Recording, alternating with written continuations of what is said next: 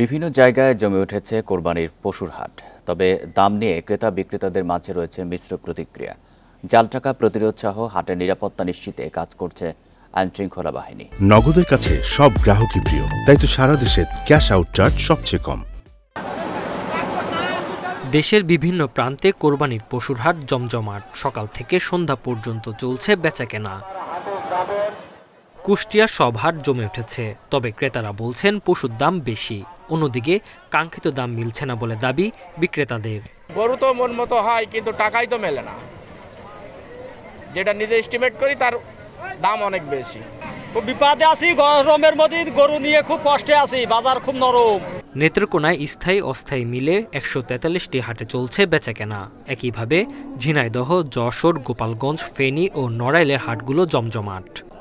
গরু দেখছি, অনেক গরু দেখছি, আমরা বুঝ হয়েছে না, পছন্দ হয়েছে না। অনেক গরু আমরা বুঝ হয়েছে, পছন্দ হয়েছে। এই গরু ১,৩৫,০০০ টাকা কিনছি। অনেক গরু দেখছি, পরে এই গরুটা কিনলাম ১,৩৮,০০০ টাকা। আমাদের মোটামুটি আলহামদুলিল্লাহ ভালো। প্রাণী সম্পদ অধিদপ্তরের পক্ষ থেকে বিভিন্ন হাটে ভ্রাম্যমাণ মেডিকেল টিম কাজ করছে। আর জাল টাকা প্রতিরোধ সহ হাটের নিরাপত্তা নিশ্চিতে কাজ করছে আইনশৃঙ্খলা বাহিনী। হাটে যদি কোনো অসুস্থ গরু নিয়ে আসে, তার চিকিৎসা প্রদান করা, এছাড়া অসুস্থ গবাদি পশুগুলোকে বা অবৈধ উপায়ে মোটাতাজাকরণ গরুগুলোকে বাদ দেওয়া। অর্থাৎ মূল কাজ হলো জনগণকে সুস্থ সবল কুরবানির পশু উপহার দেওয়া। প্রতিটা হাটে আমরা আমাদের জেলা পুলিশের পক্ষ থেকে পুলিশি নিরাপত্তার ব্যবস্থা করা হয়েছে। পাশাপাশি যদি কোনো টাকা পয়সা কেউ ক্যারি করে নগদ টাকা, তার জন্য পুলিশ এসকর্টের জন্য আমরা ব্যবস্থা রেখেছি। বড় বড় হাটগুলোতে রোববার মধ্যরাত পর্যন্ত কোরবানির পশু বেচাকেনা চলবে। Tanzil Hasnat, independent news. কোরবানির পশুর হাট নিয়ে আরো জানাতে খুলনা থেকে যুক্ত হচ্ছেন সহকর্মী অভিজিৎ পাল। অভিজিৎ, খুলনায় পশুর হাট কতটা জমে উঠেছে আর দাম নিয়ে ক্রেতারা কি বলছেন? বরাবরের মতো আসলে শেষ মুহূর্তে এসে খুলনার জোড়াগেটে যে পশুর হাট, সেই পশুর হাটটি জমে উঠতে শুরু করেছে এবং পশু আসতে শুরু করেছে। আজকে বেলা বৃদ্ধির সঙ্গে সঙ্গে বেচাকেনাও বৃদ্ধি পাবে বলে আশঙ্কা করছেন এখানকার যারা খামারিরা এসেছেন এবং এর পাশাপাশি যারা এখানকার ক্রেতারা রয়েছেন, তারাও বলছেন বেলা বৃদ্ধির সঙ্গে সঙ্গে। আমি আসলে আপনাদেরকে এখন একটু দেখাতে চাই আর্জেন্টিনার খুবই নাম করা স্বনামধন্য প্লেয়ারের নামে এই গরুটি, যেটি হচ্ছে মেসি। এটি শঙ্কর জাতের গরু। এই গরুটি মূলত হচ্ছে আপনার ফ্রিজিয়ান এবং বার্মা দুটি জাতের সংস্করণ করিয়ে এই গরুটি হয়েছে এবং এখানকার যিনি খামারি, তিনি এই গরুটির কি প্রায় 8.5 লাখ টাকা দাম চাচ্ছেন। তবে এখনো পর্যন্ত আসলে সেই দাম ওঠেনি। উনি জানিয়েছেন যে এখন পর্যন্ত মাত্র 3 লাখ টাকা দাম উঠেছে। এই পর্যন্ত এরকম বড় জাতের গরু যেমন এই বাজারে এসেছে, তার পাশাপাশি আমরা দেখতে পেয়েছি যে ছোট ছোট জাতের যে গরুগুলো, সেই গরুগুলো এসেছে।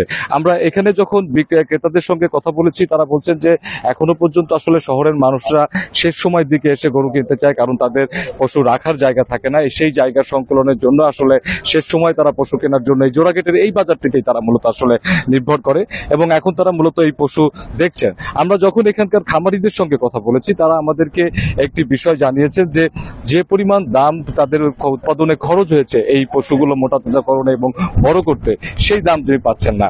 যেমন আপনি দেখতে পাচ্ছেন এখানে শাহিওয়াল গরু আছে, এরা প্রায় 10টি গরু নিয়ে এসেছে এবং তারা ধারণা করেছিল এখানকার খামারিরা যে 2.5 লাখ টাকা করে তারা এই গরুগুলো বিক্রি করতে পারবেন, কিন্তু তারা এখনো পর্যন্ত 1-1.5 লাখের উপরে আসলে যারা এখানে খরিদ্দাররা আসছেন, তারা আসলে সেই দাম আশা করছেন না। তারপরেও খামারিরা বলছেন যে আজকে দুপুরের পর থেকে আসলে পরিস্থিতি উন্নত হতে পারে, কারণ দুপুরের পর থেকে মূলত আসলে শেষ সময় এসে এই খামারিদের এই যে পশুর দাম বৃদ্ধি এবং বেচাকেনা বৃদ্ধি পায় শহরের এই জায়গাগুলোতে।